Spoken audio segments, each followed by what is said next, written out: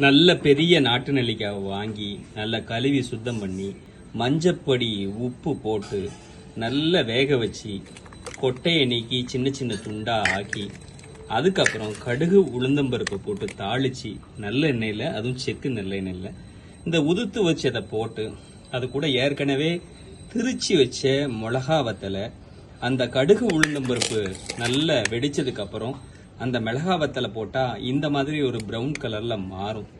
அதற்கு முன்னவே கடுகை நல்லா வறுத்து அதே போல வெந்தயத்தையும் நல்லா வறுத்து திரிச்சு வச்சுக்கணும். கடுகு உளுந்தம்பருப்பு கொதிச்ச உடனே அந்த மிளகா வத்தலை போட்ட உடனே பிரவுன் கலர்லாம் மாறின உடனே ஏற்கனவே அவிச்சு வச்ச மஞ்சப்பொடி உப்பு போட்டு அவிச்சு வச்ச அந்த நெல்லிக்காவை அதில் போட்டு வதக்கி அது கூட நம்ம திரிச்சு வச்சிருந்த கடுகையும் வெந்தய பொடியும் போட்டு அப்படி சுத்தி விட்டு காயப்பொடியை தூவி விட்டான்னா இந்த அழகான நெல்லிக்காய் ஊறுகாய் ரெடி. ஃப்ரிட்ஜில் வச்சா நிறைய நாள் இருக்கும், ஆனால் அப்படியே சுவையா தயிர் சாதத்துக்கு சாப்பிட மணக்கும்.